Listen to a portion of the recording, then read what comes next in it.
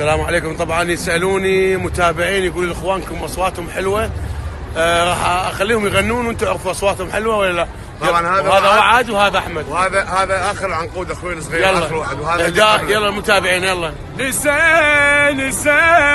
لساني وهجاء وظل قلب بقلب بعد عني قدام ما كنت اظن بيوم ينساني.